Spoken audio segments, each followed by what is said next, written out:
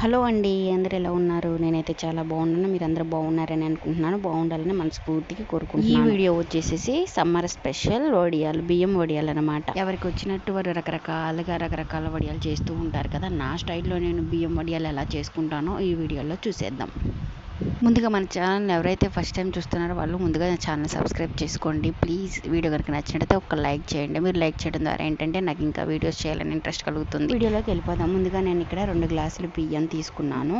2 గ్లాసులు బియ్యం తీసుకొని వాటిని శుభ్రంగా వాష్ చేసుకొని ఒక నైట్ అంతా నానబెట్టుకున్న బియ్యాన్ని మార్నింగే లేచి శుభ్రంగా మెత్తగా గ్రైండ్ చేసుకోవాలి. కొంచెం బరకగున్నా పర్వాలేదు, గ్రైండ్ చేసేసుకొని పక్కన పెట్టుకోవాలి. బియ్యం పిండి గ్రైండ్ చేసేసుకున్న తర్వాత అల్లం, పచ్చిమిర్చి, జీలకర్ర, వాము, కొంచెం ఉప్పు వేసి వాటిని కూడా శుభ్రంగా వాష్ చేసేసుకొని మిక్సీ పట్టేసేసుకొని మనం రుబ్బి పెట్టుకున్న బియ్యం పిండిలో కలుపుకొని బాగా కలుపుకోవాలి. ఈ విధంగా అల్లం, పచ్చిమిర్చి వేయడం వల్ల ఏంటంటే వడియాలు అనేవి టేస్ట్గా ఉంటాయి. కొంచెం మనకి రుచి కూడా తెలుస్తుంది. కొంచెం కారంగా ఉంటాయి, బాగుంటాయి.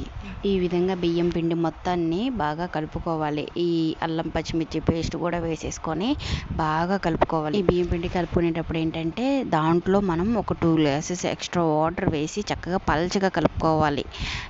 ఉండలేమి లేకుండా, అలాగే మందంగా కాకుండా పల్చగా కలుపుకోవాలి. ఇక్కడ వచ్చేసేసి ఒక గ్లాస్ బియ్యానికి 4 గ్లాసులు వాటర్ వేసుకొని చక్కగా చేసుకోవాలి. కొలతలతో చేసుకుంటే పర్ఫెక్ట్గా వస్తాయి వడియాలు అనేవి. నేను 2 గ్లాసుల బియ్యం తీసుకున్నాను కాబట్టి 8 గ్లాసుల వాటర్ అనేవి పోసుకొని వాటర్ బాగా మరిగే వరకు స్టవ్ మీద పెట్టుకొని బాగా మరిగించుకోవాలి. ఆ వాటర్ మరుగుతున్నప్పుడే అందులో తగినంత ఉప్పు వేసేసుకొని, కొంచెం జీలకర్ర వేసుకొని, కొంచెం వామ్ వేసుకొని బాగా మరిగించుకుంటే ఆ ఫ్లేవర్ అనేది ఆ వాటర్లో బాగా తెలుస్తుంది. వాటర్ బాయిల్ అవుతూ ఉంటాయి, వీడియో కంటిన్యూ అవుతూ ఉంటుంది, చూసేయండి.